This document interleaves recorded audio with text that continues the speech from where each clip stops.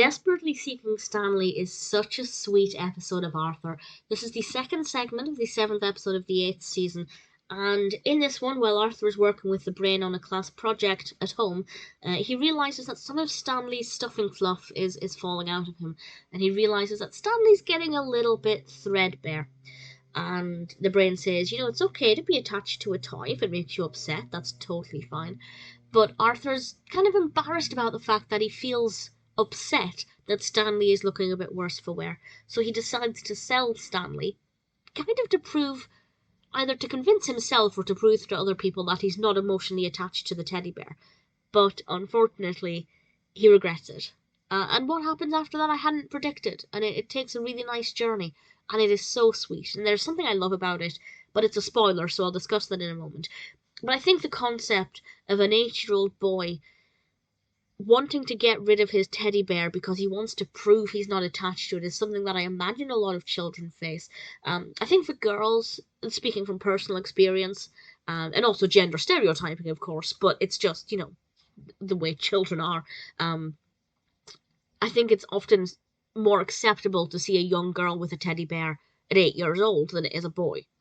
Again, I'm stereotyping the way society looks at it. Certainly when I was growing up, I was obsessed with stuffed toys until I went to secondary school, and I didn't hide that fact. Whereas I feel like if a boy were to do that, certainly when I grew up, they would be considered, babyish or immature, which is obviously insane because a teddy bear, as with Stanley and Arthur, it's a comfort, it's a familiarity, it's a consistent thing that you can turn to in your times of need.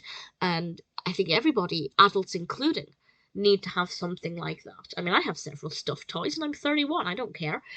But for Arthur, he doesn't want to be called a baby, he doesn't want to be made fun of, he doesn't want to admit to himself that he doesn't want Stanley to fall apart anymore. And part of me also thinks he sold him so he didn't have to look at him being a little bit dilapidated.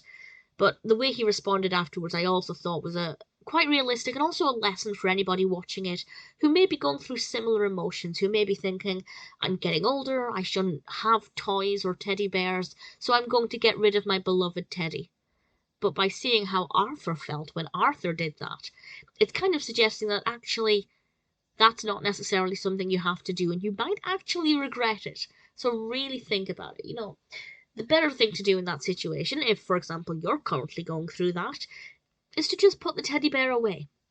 If you're fed up of or worried about friends coming around and seeing it on your bed and calling you a child, just put it in a box, out of sight. So it's still there if you need it, but you have that ability to, not feel as embarrassed. There are ways around it. You don't need to take drastic measures like Arthur did. So a spoiler from now, I loved the ending. Not the very ending. I thought the very, very ending was a bit rubbish, the last kind of scene. But when Arthur went into the Tibble's house and saw that kind of toy museum, I loved it. I adored it. Seeing all the different kind of old toys and just imagining walking into that room. And I love museums that have toy sections or, childhood nostalgia sections because I just love the old toys and I love the concept of an old raggedy bear being rescued and then made to look a little bit better, like a toy hospital.